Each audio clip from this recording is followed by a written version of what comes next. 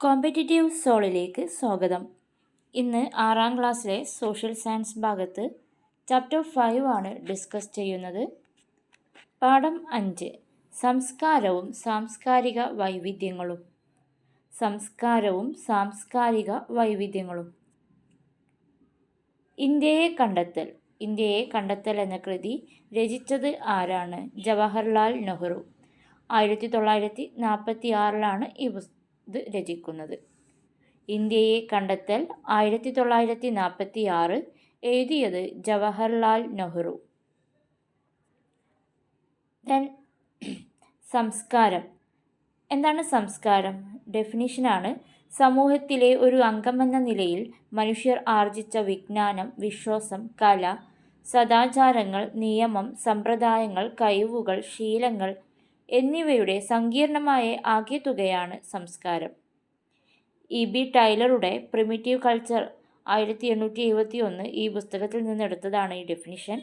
EB. Tylor primitive culture 1871. ഇവിടെ ഞാൻ definition തരുന്നത് സ്റ്റേറ്റ്മെൻറ്റ് ക്വസ്റ്റ്യൻസ് കണ്ടിട്ടാണ്. സംസ്കാരം സമൂഹത്തിലെ ഒരു അംഗമെന്ന നിലയിൽ മനുഷ്യർ ആർജിച്ച വിജ്ഞാനം, വിശ്വാസം, കല, സദാചാരങ്ങൾ, നിയമം, സമ്പ്രദായങ്ങൾ, കഴിവുകൾ, ശീലങ്ങൾ എന്നിവയുടെ സങ്കീർണമായ ആകെത്തുകയാണ് സംസ്കാരം. ഇ.ബി. Tylor primitive culture 1871. സമൂഹത്തിൽ ജീവിക്കുന്ന ഒരാൾക്ക് അവിടെ ജീവിച്ചു പോരുമ്പോൾ അയാൾ ഒരുപാട് കാര്യങ്ങൾ ആർജിച്ചെടുക്കുന്നുണ്ട്. വിജ്ഞാനങ്ങളായിട്ടും വിശ്വാസങ്ങളായിട്ടും ആചാരങ്ങളായിട്ടും ഒരുപാട് ഒരു സമൂഹത്തിൽ നിന്ന് ആർജിച്ചെടുക്കുന്ന ഒരുപാട് കാര്യങ്ങളുണ്ട്. ഇതിൻ്റെയൊക്കെ ഒരു ആകെ തുകയാണ് എന്ത് പറയുന്നത്? സംസ്കാരം. ഓരോ കാര്യങ്ങളിലും നമ്മുടെ എഡ്യൂക്കേഷനിലായിക്കോട്ടെ, മറ്റ് ജീവിത ശൈലികളിലും എല്ലാത്തിലും, ഭക്ഷണ ശൈലിയിൽ, വസ്ത്രത്തിൽ, എല്ലാത്തിലും സമൂഹത്തിൽ നിന്ന് ആർജിച്ചെടുക്കുന്ന കാര്യങ്ങൾ, ഇതിൻ്റെയൊക്കെ ആകെ തുകയാണ് സംസ്കാരം എന്ന് പറയുന്നത്. സാമൂഹീകരണം എന്താണ്? നമ്മൾ ജീവിക്കുന്ന സമൂഹത്തിൽ നമ്മൾ ഓരോരുത്തരും ഓരോ സമൂഹ ജീവികളാണ്. നമ്മൾ സമൂഹത്തിൽ ജീവിക്കുമ്പോൾ അവിടെ എങ്ങനെ പെരുമാറണം, സമൂഹത്തിൽ എങ്ങനെ ഇടപെടണം, ഇത് പഠിച്ചെടുക്കുന്ന പ്രക്രിയ.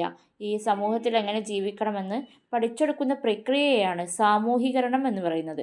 നമ്മൾ ജീവിക്കുന്ന സമൂഹത്തിൽ നാം എങ്ങനെ പെരുമാറണമെന്നും ഇടപെടണമെന്നും പഠിച്ചെടുക്കുന്ന പ്രക്രിയയാണ് സാമൂഹീകരണം എന്ന് പറയുന്നത്. സംസ്കാരത്തിൻ്റെ ഘടകങ്ങൾ.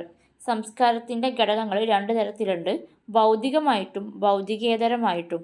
ഭൗതികമായിട്ട് പറഞ്ഞാൽ പ്രത്യക്ഷത്തിൽ വരുന്നതും, ഭൗതികേതരം എന്ന് പറയുമ്പോൾ പരോക്ഷമായിട്ട് നമ്മളെ സംസ്കാരത്തിനെ ബാധിക്കുന്ന ഘടകങ്ങളാണ് ഭൗതികേതരം എന്ന് പറയുന്നത്.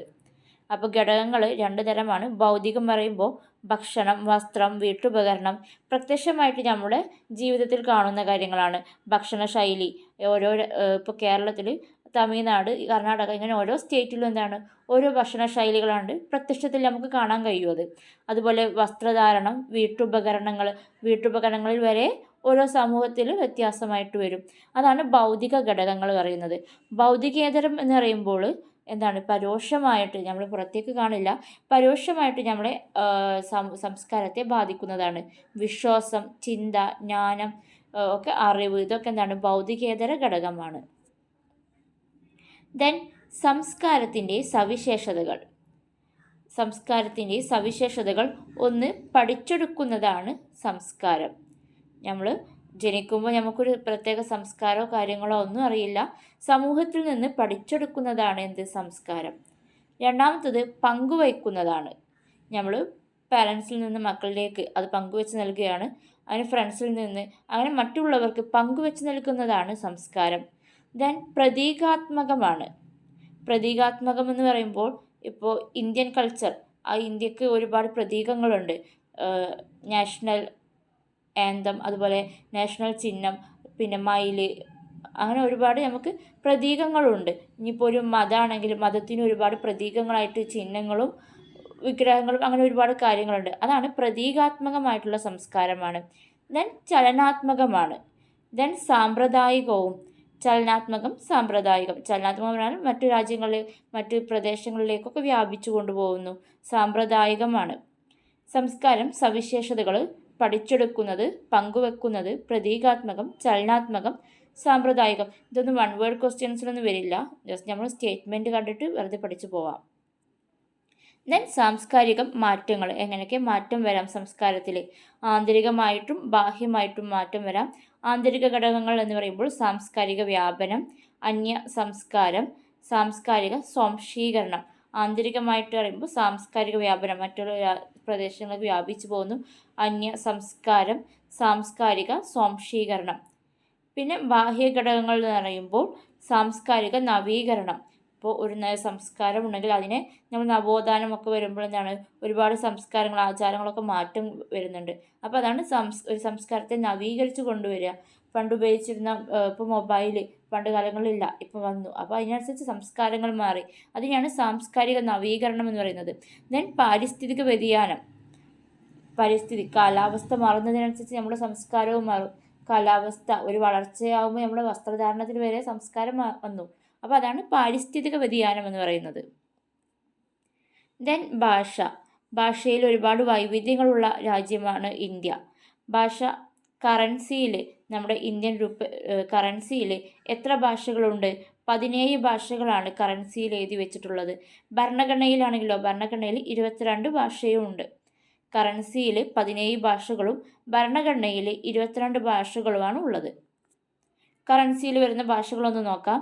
ആസാമീസ്, ബംഗാളി, ഗുജറാത്തി, കന്നഡ, കാശ്മീരി, കൊങ്കിണി, മലയാളം, മറാത്തി, നേപ്പാളി, ഒറിയ, പഞ്ചാബി, സംസ്കൃതം, തമിഴ്, തെലുങ്ക്, ഉറുദു, ഇംഗ്ലീഷ്, ഹിന്ദി. ഈ 17 ഭാഷകളാണ് ഇന്ത്യൻ കറൻസിയിൽ വരുന്നത്. ദെൻ ഇന്ത്യൻ ഭരണഘടനയിലുള്ള ഭാഷകൾ 22 മറാത്തി, നേപ്പാളി, ഒറിയയാണ് കേട്ടോ.